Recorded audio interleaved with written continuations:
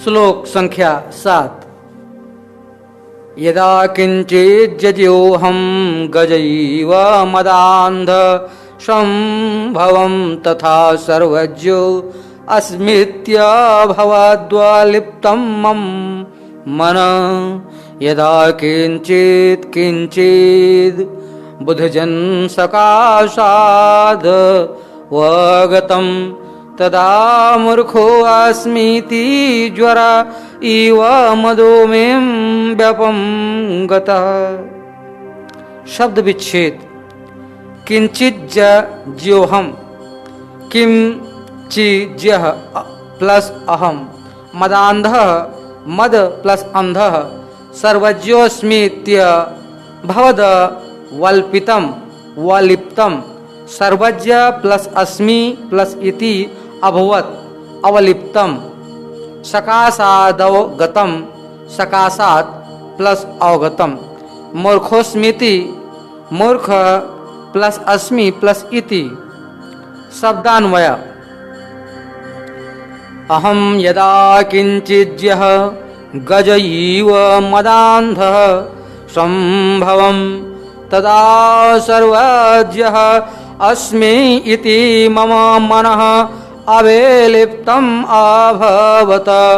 यदा बुध जनसकाशात् किंचितम् अवगतं तदा मूर्खः अस्मि इति मे मदः ज्वर इव व्यपगतः। शब्दार्थ।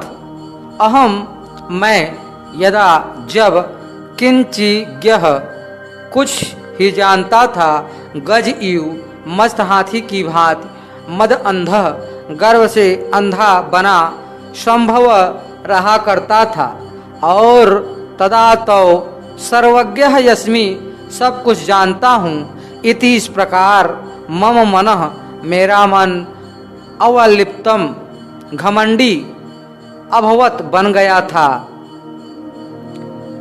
किंतु यदा जब बुद्धजन ज्ञानी विद्वान जनों के सकाशात पास से किंचित किंचित थोड़ा थोड़ा अवगतम समझ पाया, तदा तब मैं मूर्ख अस्मि मूर्ख हूँ इति इस प्रकार जानकर मैं मदह मेरा गर्व ज्वर इव ज्वर के समान व्यापगतः जाता रहा। भावार्थ। एक समय था जब मैं थोड़ा बहुत जो जानता था उसी पर अपने को बड़ा ज्ञानी मानकर मस्त हाथी की तरह घमंड में अंधा बनकर किसी को कुछ नहीं समझता था और मनमानी बोलता चालता था।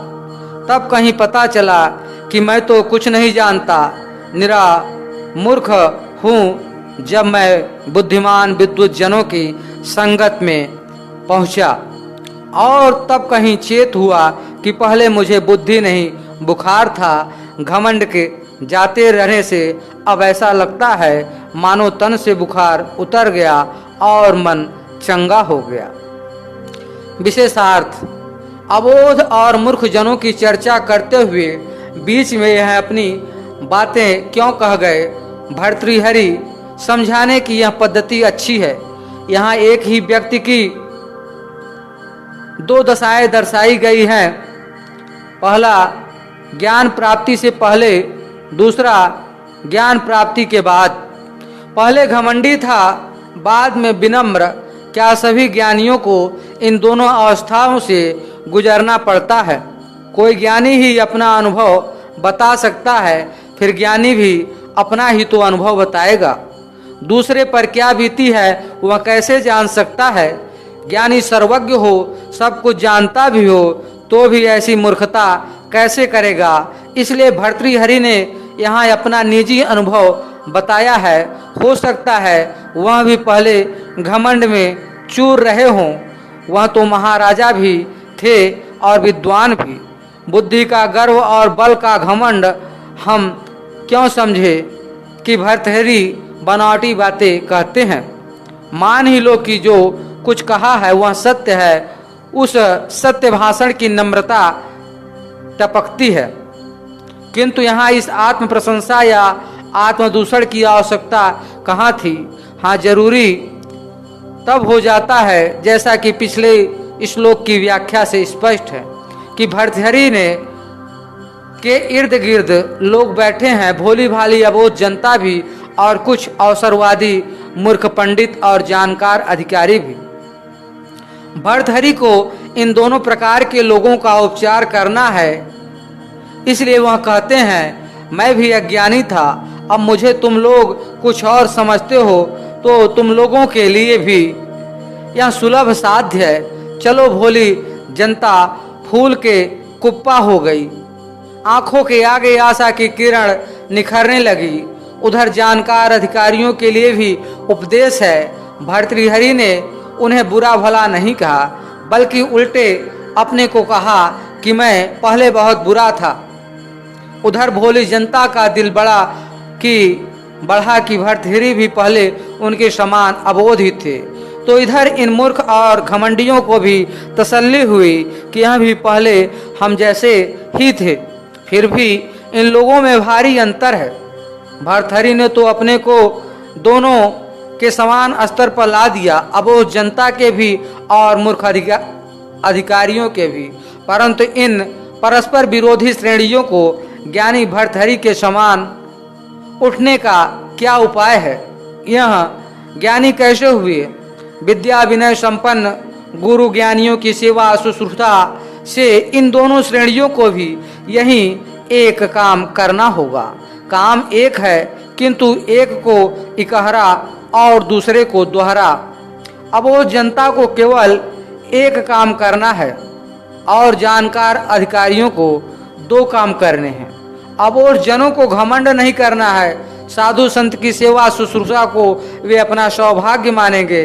सहज में ही श्रद्धा भक्ति भी सम्मिलित हो गई। उस सेवा शुश्रूषा में भला मुक्ति में कौन बाधा है? उस भोली भाली अबोध जनता को यहाँ पिछले श्लोक के शब्द अज्ञता और छादन पर ध्यान दीजिए। अब सोचिए कि भोली और अबोध जनता की अज्ञानता पर पर्दा पड़ा कि नहीं। कौन ऐसा होगा जो उनकी उन त्रुटियों को गिनाया करे?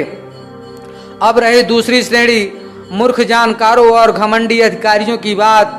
उन्हें दोहरा काम करना पड़ेगा। एक, अपने पूर्व कर्मों का प्रायश्चित करना या कम से कम पश्चाताप करना अगले कदम के लिए भूमिका मात्र है। दूसरे, ज्ञानी तथा गुरुजनों की शुद्ध रूप में सेवा शुश्रूषा करना। यह संभव है जब तक उनके प्रति दिल में श्रद्धा भक्ति न हो। यह भावना उनके अंदर प्राणी मात्र के लिए लानी होगी। यह सब करने में अहंकार बाधक होता है। इस प्रकार अहंकार पर विजय पाने के लिए उन्हें कठिन साधना करनी होगी। उपरोक्त यहाँ सब कुछ कर सकने वाले बिरले ही निकलते हैं, उतने ही बिरले जितने अबोध जनता में मुक्तात्मा पर अगले